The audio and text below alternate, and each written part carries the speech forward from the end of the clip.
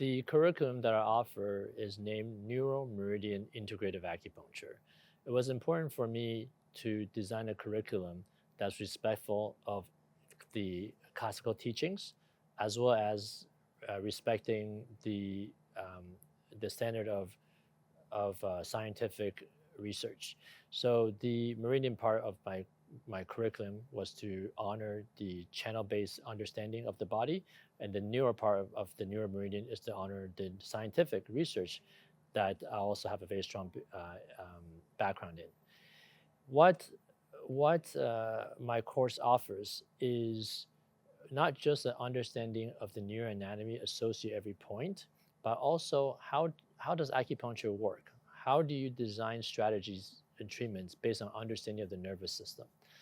How do you needle the points that we learn in school more effectively to get better dirty sensation based on what we know about the neuroanatomy of that point? So if that point, a specific point like stomach 36, for example, is associated with the deep peroneal nerve, how do I reach the deep peroneal nerve so that I can get all the wonderful effects that's been passed down about the deep peroneal nerve? How do I stimulate the deep peroneal nerve so that I can take advantage of novel recent research that says that stomach 36 ends up stimulating the vagus nerve to have a global anti-inflammatory effect? I combine the East and West plus hands-on application to be able to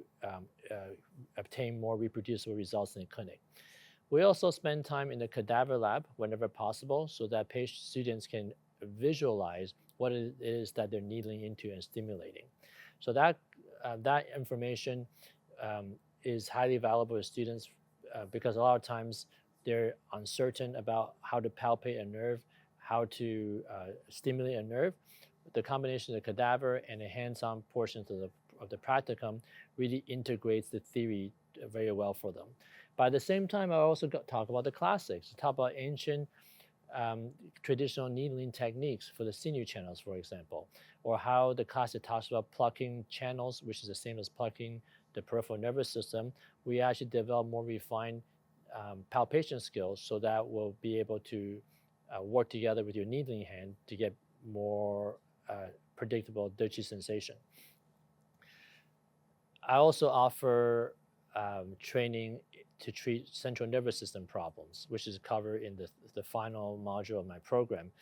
in which I share my original research in scalp acupuncture and MRI. We cover strategies for stroke rehabilitation to treat different types of paralysis from flaccid to spastic, how to improve circulation to different regions of the brain, how to take advantage of the power of the ear to create systemic autonomic effects, to stimulate different subcortical structures in the brain based on French auricular acupuncture and auricular medicine methods, so that when you are faced with a complex clinical problem, you have at your disposal the ability to stimulate the body through the peripheral nerves and the cranial nerves, stimulate the central nervous system, the cortex from scalp acupuncture, stimulate the subcortical structure through ear auricular acupuncture. So once you have that level of command of the nervous system, you will be in a very good position to tackle very, very complicated clinical conditions such as Parkinson's, stroke rehabilitation, and not just orthopedic problems that were covered in the earlier modules. And one thing that I have been told from feedback from different students I've taken my courses over the years is that most of them feel that this is material that should be taught in school as opposed to being a continuation education program, because they see that this is very fundamental and very core to what we do, and the ability to be able to obtain reproducible dirty sensations means that we're going to get more consistent reproducible results in our clinic, but also for those that are interested in research, then you're going to be able to get more consistent clinical outcomes, be able to compare one researcher's group to another researcher group, because you have standardized what is it you're stimulating, so you're not comparing apples and oranges. And